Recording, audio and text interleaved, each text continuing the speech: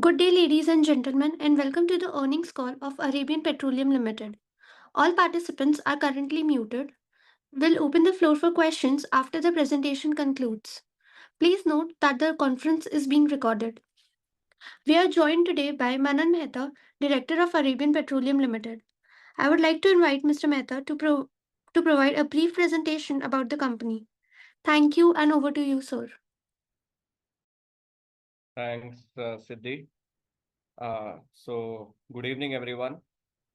This is Manan Mehta, Full-time Director of Arabian Petroleum Limited, and welcome to the earnings call. I will give you a short, brief presentation about what the company has done for the past 6 months and what looks, in the future. So let me just share my screen so that it's visible to you. What am I speaking about?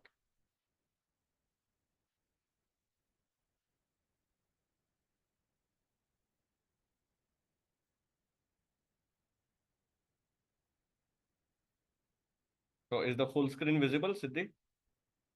Yes, sir. Yeah. So basically, some key facts and figures about the company. We are a 250 plus employee strength, 300 plus distributors worldwide, 25 plus countries where we have our presence, and 500 plus different types of product range that we in-house produce in Arabian Petroleum Limited. So last 6 months, revenue from operations was at 139 crores. The PAT was at 4.63 crores. As on 28th November, the market cap was about 98 crores, and the ROE, ROC numbers are as mentioned on the slides that are visible to you. So the key ratios as we compare, the company performance over the last H1 24 versus the H1 25. We had an increase of revenue from operations of about 17.73%, close to about 18%. That's the on the revenue side. In terms of volume, yes, the figure was even better. It was about close to 21% when it comes to volume growth. When it comes to PAT, we had an increase of about 34% over the last H1 in terms of the absolute numbers. PBT increased by the same by the same percentage. EBITDA was at 20.5%, and the EPS increased by about 13.39%. So some business highlights of the half year, I would say that, we have some leadership strengthening going on where Mr. Kishan Sata has joined us as a key appointment. And I would just brief him about in the later slides. There are some major milestone in international projects as well as the domestic projects where one of the key, achievement was, supplying lubricants to the BRO for the project Dantak, which is the Indian Army or the Border Road Organization project, but in Bhutan. At the same time, in the international markets, we also started operations. I mean, now we appointed distributors in regions like Peru. And we also had the license to operate in Sri Lanka, and we have commenced operation in Sri Lanka as well. The company is also trying to expand into the transformer oil business, and we have a key refinery in terms of sourcing established this year for the supply of transformer oils. Vendor registration, yes, we have successfully done with Western Railways. The vendor registration is in process for the Indian Air Force as well. And we foresee a good number of vendor registrations in the government space in the coming months. There are some business breakthroughs that we have had in the past 6 months, and one of them was a global leader of concrete pump manufacturing called as Putzmeister. And we are also supplying oils for the first fill for the concrete pumps. Yes, we had a Daimler approval, which is one of the prestigious approval that we have had for our product, which is the Mercedes-Benz. Some of you might not know Daimler, but yes, now Mercedes-Benz trucks and buses division is rebranded as Daimler. And we got 10W40 and 15W40, two of our grades approved by Mercedes-Benz. And we are one of the first companies in India to get this product approval.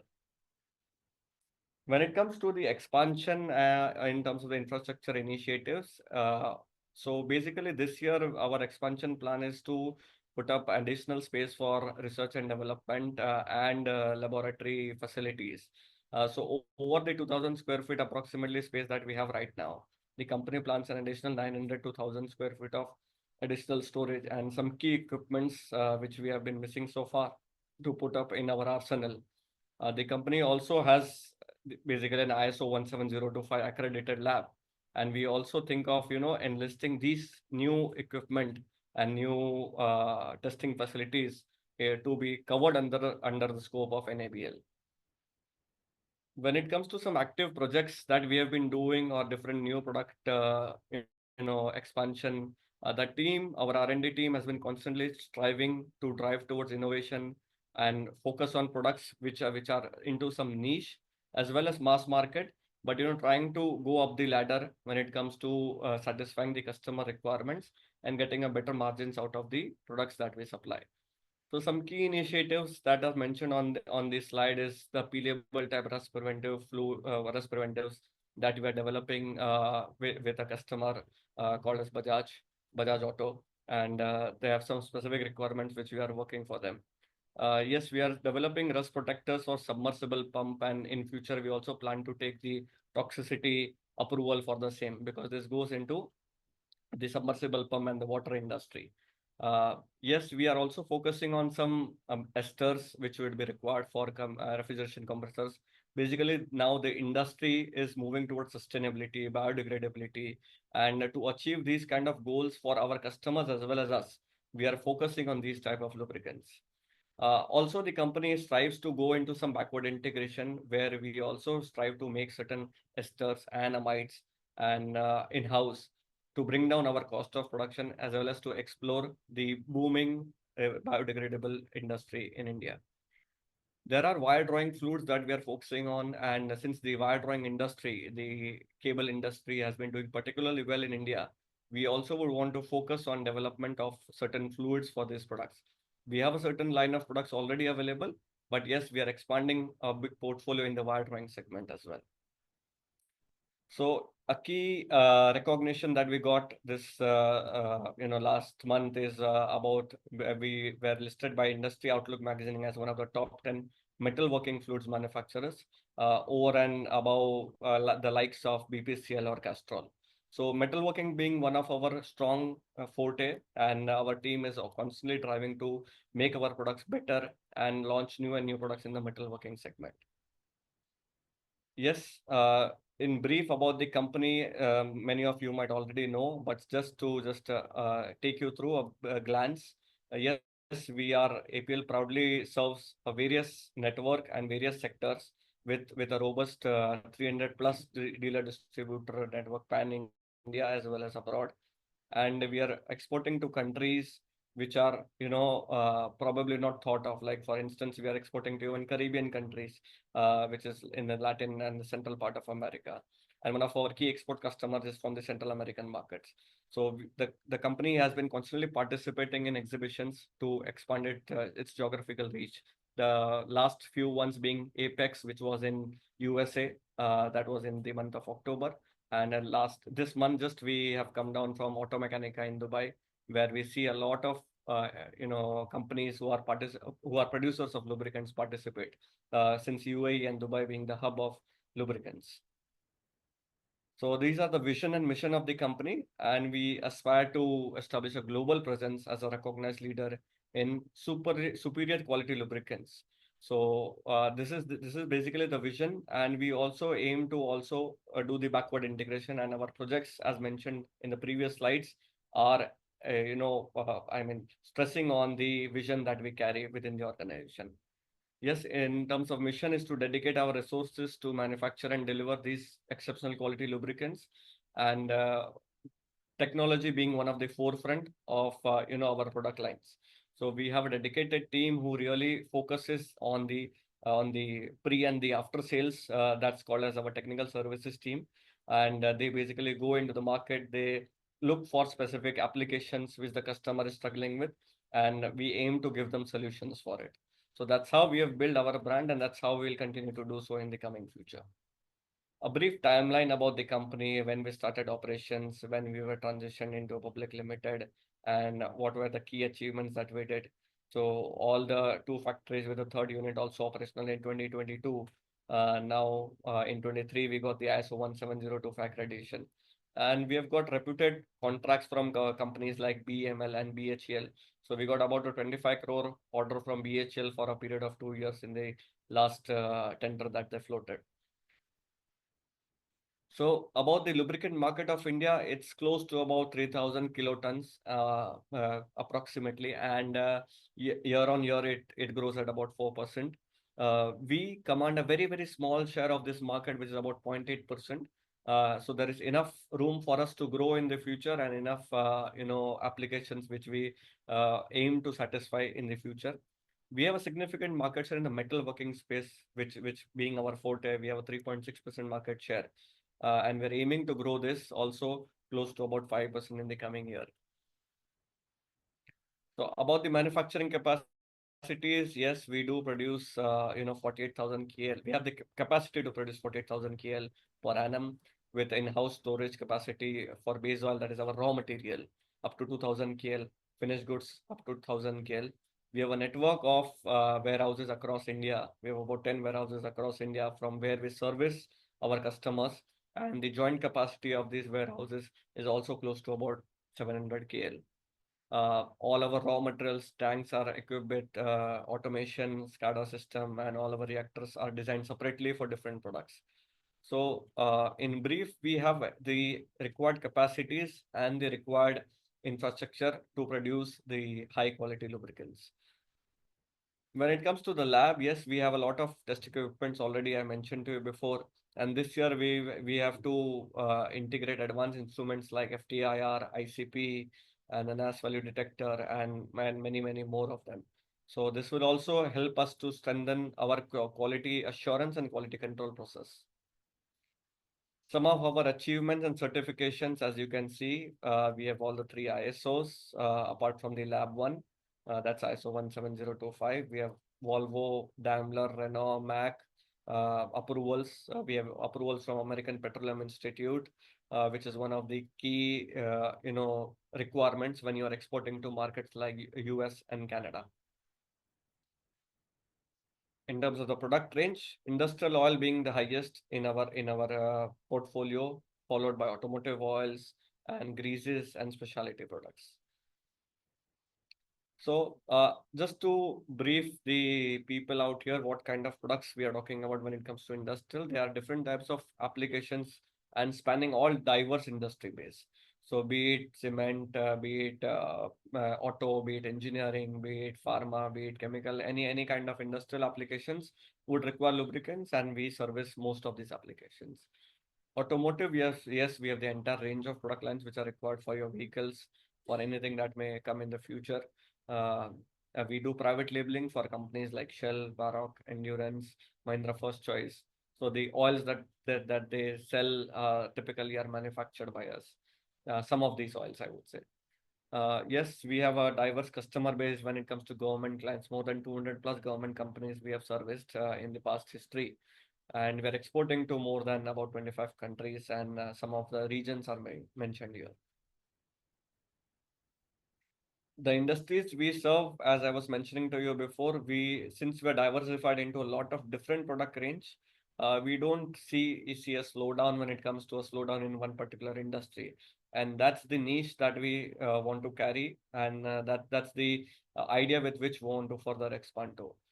So, I mean, right from power generation to packing to infra to railways, dairies, food, etc. I mean, we cover all the applications. Some of our key marquee clientele are mentioned here, and most of these you might know of.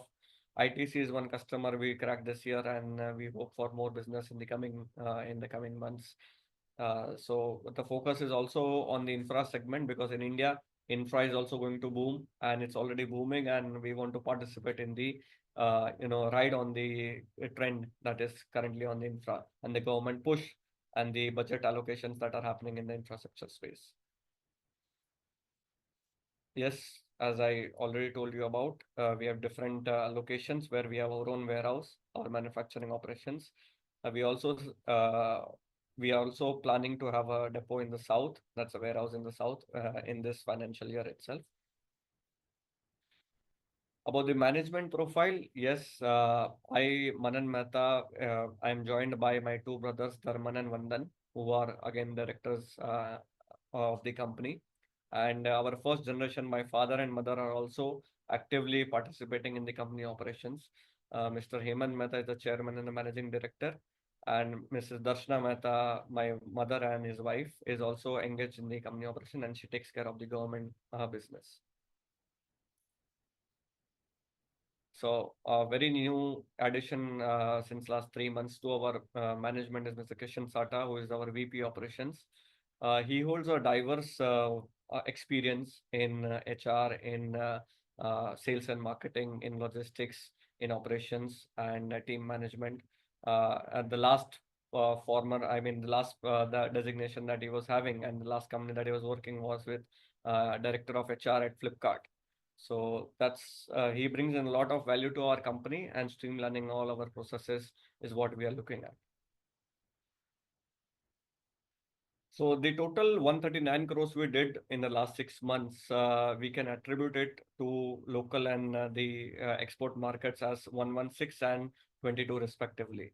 So exports is definitely going to be on our agenda and expansion initiatives. And we foresee good revenue coming from the export markets also in the coming future. Domestic, yes, India is poised to be the manufacturing hub for most of the industries in the coming future.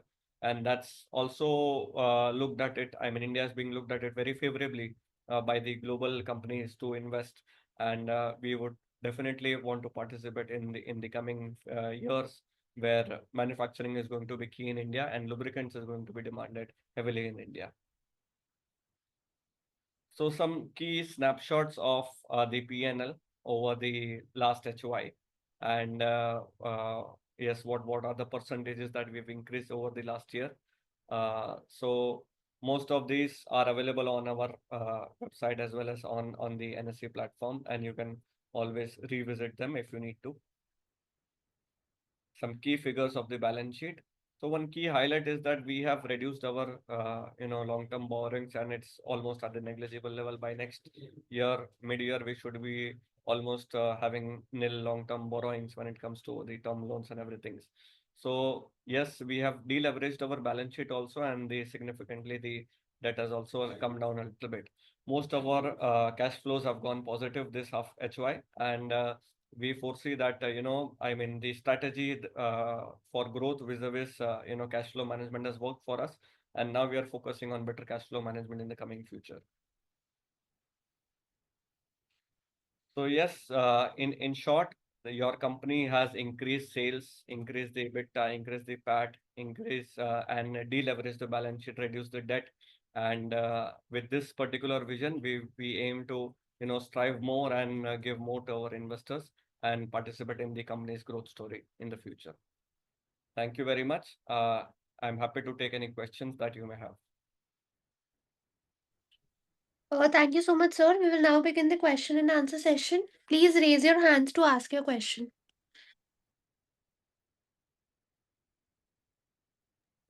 We'll take the first question from Mr. Smith. Hi Mananji, how are you? Hi, all well. How about you? All well, all well. Thank you so much for giving a wonderful rundown. I'd like to start with asking a very generic question, right? So when we talk about the entire industry in volume terms growing by 4%, so does it mean that for us to grow at a faster rate, we would be snatching or we would be capturing the market share of other players, or is it like does it also mean that there are other buckets in the entire industry which is growing at a faster rate, and our focus in terms of product mix is going to be towards that? Like, what is going to be our strategy? Yeah, sure. So basically, you're right. Yes, when it comes to expanding faster as compared to peers, we would be having to grab some market share from our peers also. But here we are just talking about the Indian market, and in particular, the Indian lubricants market, which is growing at about 4%. I mean, our company not just aims to increase its market share in India, but we also plan to expand globally. So yes, there will be revenues which would be coming from different geographies and which would also be attributed to the growth percentage when it comes to increasing our market share in India as well as abroad. Yes, there are certain niches which in the holistic at the holistic level they are not covered as a part of the lubricant sales or the lubricants total generic demand. So these niches also add to the total volume. And somewhere, backward integration for certain product lines would also help us to expand not just lubricants, but also service certain other lubricant manufacturers for their own raw materials. So that is also going to be the future. For instance, we are setting up a office in Dubai, in UAE. So the objective is to you supply the raw materials or the additives, as we call them, for the Dubai lubricant manufacturers to produce certain items. So it is not just lubricant as a totality, but yes, going on the backward in terms of the value chain also, and giving them those products which are required for them. So we are trying to edge over competition in that fashion. So basically, what we're saying is backward integration along with expansion into different geographies and focusing on certain niches would allow us to grow faster than what the competition or what the industry itself is going to be. Absolutely. Okay. Second point was again because you said that ours is a R&D heavy company wherein we are wanting to serve niche applications, but that is not reflected in the margins, right? Like our operating margins are sub like single digits, right? Like it's in the single digits. So how is that poised to do once we start scaling up, once we are expanding our R&D footprint and we are going to get backward integrated? How would that move up as we move forward? Yeah. So as I already mentioned to you before, growth was prioritized over margins in the last few years. And what we have done is that, with certain, volumes, the economies of scale kicks in.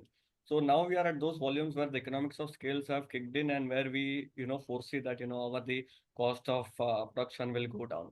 Uh, Besides, when we go to industrial customer, when I visit an industrial customer, the first thing that they ask is, to enter with a product for which it's like for them they don't have to take a trial, for them they don't have to really bother about technicalities. It is just to give a price and you enter a company, and then gradually you move up the ladder, products which are sensitive for them, critical for them. That is what you get for trials, and that is what you get for approvals. So the focus is more on establishing our presence across in the entire industry, and then moving up the ladders, and going to value added products and giving them the applications and the reasons what we can, why would they pay us extra for it.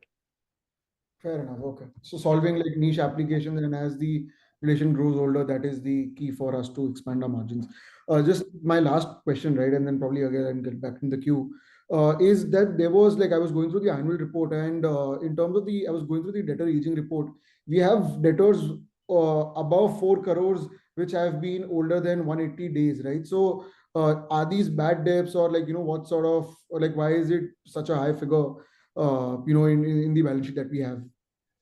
Yeah, so definitely when it comes to servicing the industry at large, we come across certain accounts which do not perform as per our expectations. So yes, there are a lot of these people who don't pay up on time. For instance, companies like even Kalyani Forge or Kalyani Techno Forge, they pay up even after 180 days. So there I'm not saying there could not be bad debts in the coming future, but the scale of bad debts would be low, very low. And at the same time, yes, the our we have our credit collection team which constantly engages with the client to recover the payment on times. So last year, I think textile industry was also not doing very well. So we had a lot of I would say that payment delays from textile industries also, which also could be attributed, to the higher debtors that are being reflected in in this. At the same time, we have a debtors insurance where most of our debtors are covered in case they don't pay up. So that's also going to possibly, help us in terms of any bad debts that may arise. Okay, so this 4 crores is not a bad debts figure. It's more of like customers not paying up on time. But you're assuming that this is like considered as good at this point, right? Yes, sure. Oh, thank you so much. I'll get back in the queue. Thanks. I will take the next question from Varun Agarwal. Yeah, thanks for the opportunity. Great presentation, Mananji. So Thank you we very much. are already in the mid of December. Compared to H1, how do you see the demand scenario this quarter? Is it better than the first half? In terms of the demand scenario, October was good, I would say. November has not been that great. December again, it has bounced back, and we foresee that December is going to be better than before. than last year as well. And the next quarter, yes, Jan, Feb, March are something that is going to be key for us, as well as it is key for the industry also. And most of the times, I mean, historically, Jan, Feb, March have been great for everybody.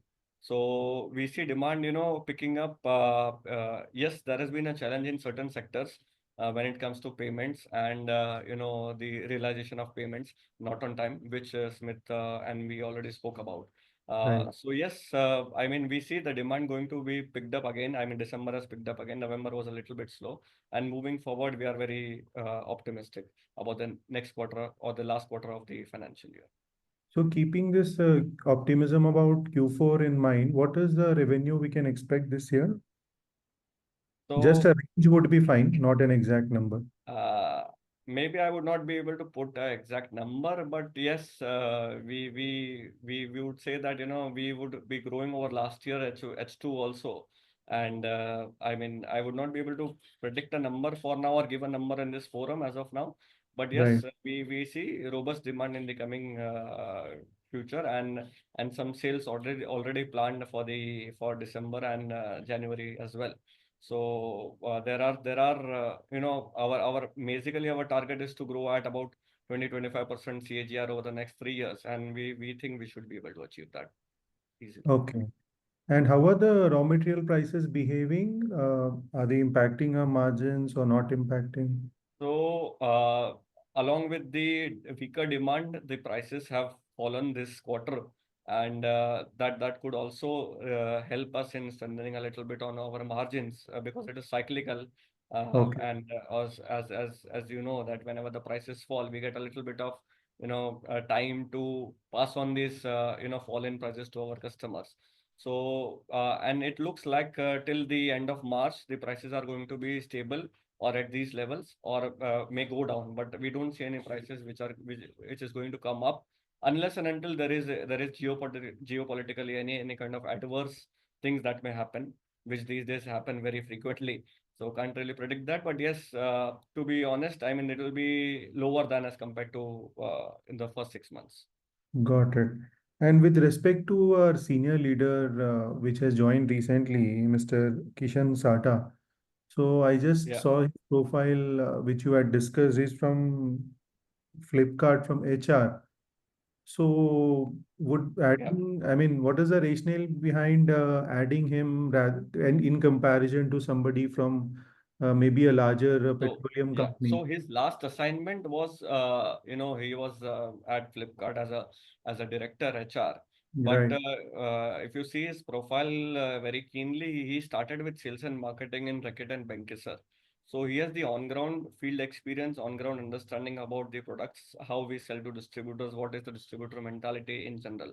Okay. From there, he moved to Reliance Retail, and where he oversaw the operations and the logistics, all the warehousing of Reliance Retail, all the operations, just-in-time inventory, control on the inventory, better cash flows. So, these things is what he saw in Reliance Retail. From there, he moved to logistics in Flipkart, and then he was upgraded to director HR. So from there, he moved to HR. So he has a broad spectrum of his during his tenure at various companies, which is heavily useful for us when it comes to streamlining a lot of processes, having benchmarks against competition, better efficient credit collection.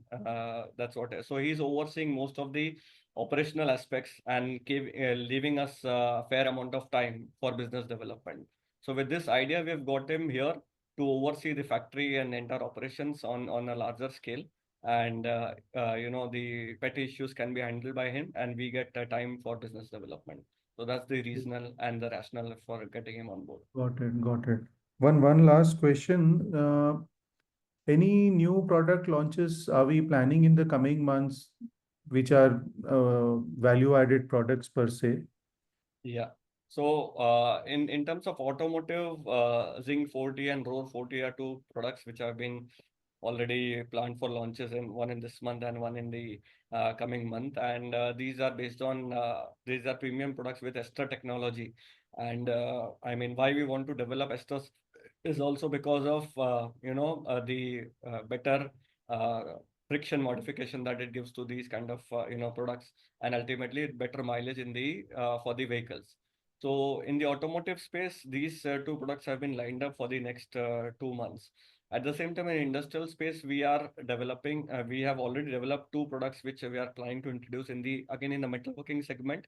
One is a low-cost semi-synthetic, which we are planning to promote, which is classic at C60, and one is on the high end, which is basically suitable for all kind of applications, all kind of metals, and for high speed machining also. And that will be also showcased in our MTEX exhibition that we'll be participating in Bangalore in the coming month. That's in January. And there are two, three more products in pipeline, which are called as spin finish, again ester based oils.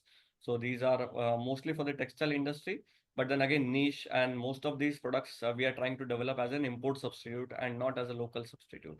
So there are products which are coming from Germany and Japan in the textile industry, which we aim to replace in the coming future. Got it. Thank you so much, and wish you all the best for the rest of the year. Thank you. Do we have any other question? Yes, Mr. Smith. Okay, in case there's no one else, I had like a couple of more questions. One is regarding the a point that you mentioned, right, about raw materials. So when you say that, okay, if the prices are falling down, we have like a certain buffer before which we have to pass it on to customers. I'm assuming that works the other way around as well, right? So if suppose the prices go up and like you said, geopolitical things are happening with the new government also coming in the US. If suppose the prices shoot up, is there a chances of margin squeezing, or we are able to extract the like we are able to pass on the price like the higher prices to our customers as well? Like how does it work? So, I mean, to address this question properly, I will have to go in a little bit of deeper detail. So we have two main verticals, I would say industrial and automotive, and I would like to brief you about how it works. So when it comes to automotive, the price increases, by the leader of the industry. For instance, Castrol goes for the price increase for the first time, and everybody follows suit, because it is difficult for us to justify with the price increase at the first instance. But if Castrol has announced the price increase, then everybody joins the line. So then nobody questions about it. So once the price increase happens in the automotive space, we don't see a price decrease which happens for the customer. Yes, trade can see a little bit of price increase or decrease, whatever may happen, maybe to the tune of 3-4% here there when it comes to tweaking certain schemes. But for the customer, you might not have seen for yourself also. If you go to buy your own uh, engine oil for your own vehicle, you might not have seen a price decrease in the last 10 years also. So for customer, it never happens in the automotive space. When it comes to industrial, it behaves a little differently. So most of the key accounts or the direct customers, what we have, they work on quarterly price mechanism. So for instance, when we see the price decrease, which is happening in the quarter, and we obviously when it comes to, so today, if I've booked a material which is going to arrive in January or February, I know that my price in January and February is going to be this. And I know the prices is going to be either increased or decreased. So accordingly, we try to, plan our raw material inventory also in that way, where we don't have to really, if it's a price increase, we don't stock we stock more. And if there is a price decrease, we don't stock too much. So then spot buying becomes our strategy. And at spot buying, when there is a price decrease, you get the benefit of, lower price every day. So that's how the strategy works when it comes to certain industrial customers. So, and when it comes to our distributors who are in industrial space, we pass on the price increase or decrease every month. So that's in a way we are not affected by the price increase or decrease when it comes to at least 70% of our business, I would say. Fair enough. And like the larger, player in the automotive space, right? Is their strategy to, reserve or because capacity is much more than ours, right? So Castrol, like if let's say the prices are going down, would they hold inventory at this point, or even they work on a just-in-time inventory, like for raw materials, just-in-time inventory kind of a model, and they also don't like playing around with the raw material prices. Like they also keep hedging their prices. Is that what we are No. saying? So typically they don't hedge too much like we do. I mean, for instance, we would go to even 60% of our inventory level at one point of time when it comes to raw materials, typically. But then I would say that we would not go, Castrol would not go to that level. They have a buffer of 10-15%. That's what they normally carry in terms of inventory in the total value chain. Because for them, it is very difficult to control the entire supply. I would say that, have a lower stock. And for us, we are more approachable. For instance, Castrol is not very approachable. If there is an issue in terms of a product not available, then their customers would not really tend to wait. But then when it comes to our ears that so and so product is not available, we are more agile and flexible. So Castrol would not follow that approach, but yes, people like us who are on the lower scale would follow that more on that approach. Okay, fair enough. And like you pointed out that, we have two verticals, automotive and industrial. So automotives, I mean, this is probably a question that you keep getting asked, and you've been asked at like other forums as well. Once EV kicks in, or once EV penetration goes deeper, and like this vertical, probably the demand tailwind won't be as strong as it has been in the past. What segment do you see shouldering the loss, right? Because ultimately, you are a young team, dynamic team. You would want to be in an industry which is growing. So once EV kicks, like penetration kicks in, what is the substitute, or how do you see the market evolving then? True. So for instance, EV, when we talk about the penetration in India, in terms of cars, if we talk about, for instance, so India is still at about 250 cars per thousand people, whereas the globally the number is close to about 900 plus in China and 800 plus in the US. So India is still a long way to go when it comes to, cars per number of people. So yes, EV definitely would come in. That would impact the total lubricant consumption, but it would take its own sweet time. So we are talking about, the car having a lifespan of about 15 years, and the 15 years the car would be using, the ICE cars would be using those engines. At the same time, EV does not completely come without lubricants. So, for instance, if a normal IC engine, they use about 5 liters of lubricant for a certain drain interval. EV would use still a brake fluid. The EV would still use a gear oil, would a transmission oil, and they would still use a coolant.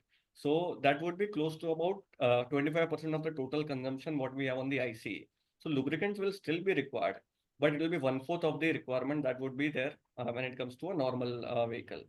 So with the kind of park that we have in India, the kind of growth that we see in the two-wheelers and the four-wheeler numbers that is going to take place in the future, and the lifespan of these vehicles, we definitely see that EV will impact, but it will not impact at least not before 2035 or not before 2040.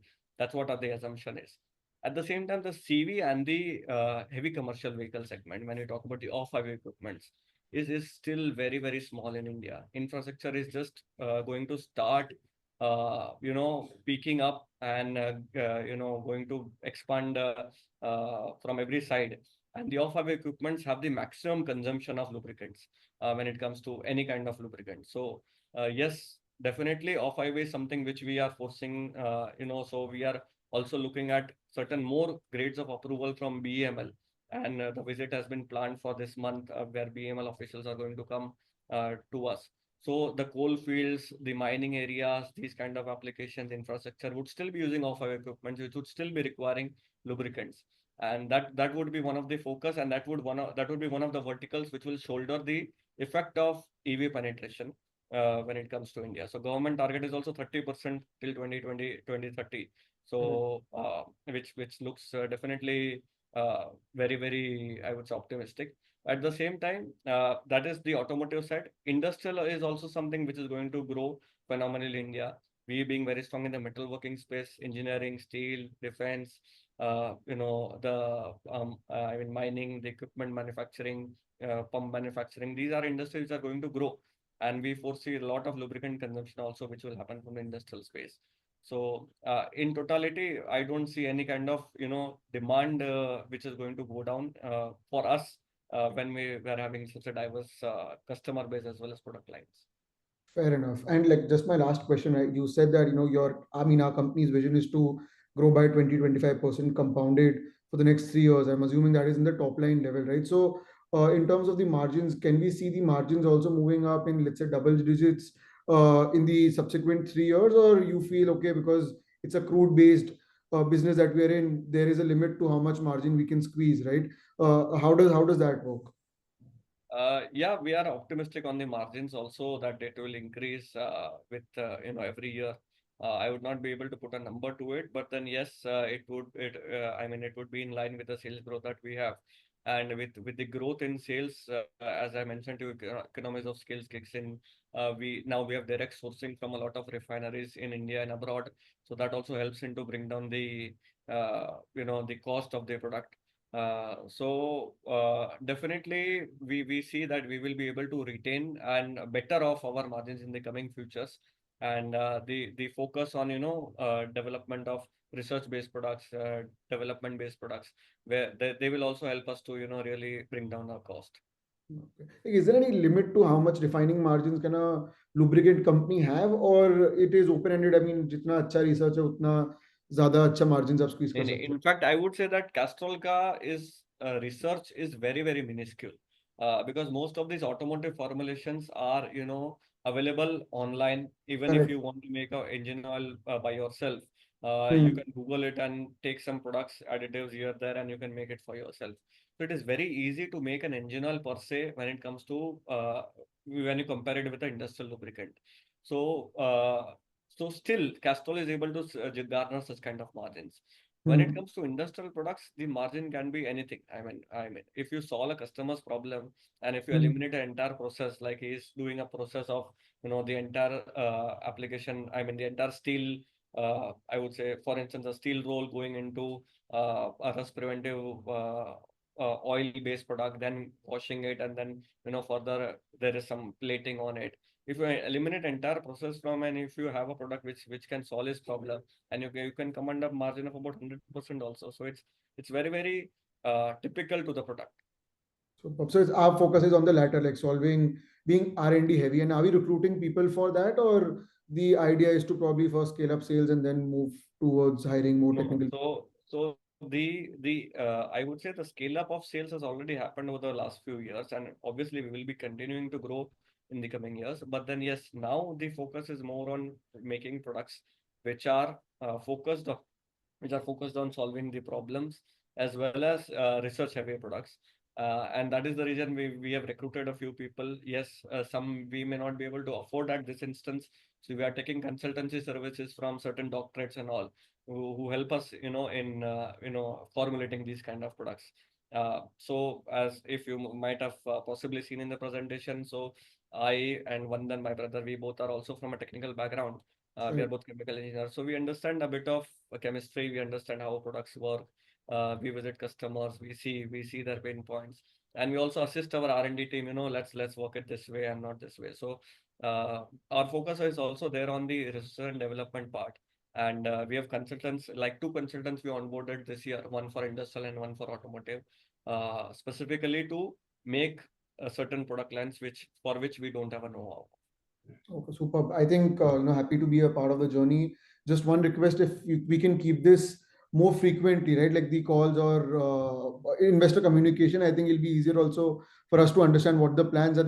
I'm assuming this is the first time probably we are having the call. So if suppose we can keep this recurring every quarter, every 6 months, I think it'll be better for us as well to be a part of the entire journey. Yeah, definitely it makes sense. And I would also possibly speak to our IR team and have this interaction more often. Maybe at a, I would say, professional level or at a personal level, we can always discuss. But we are really here to answer any of your queries that may arise. No, no, 100%. Thank you so much. Thanks. Bye.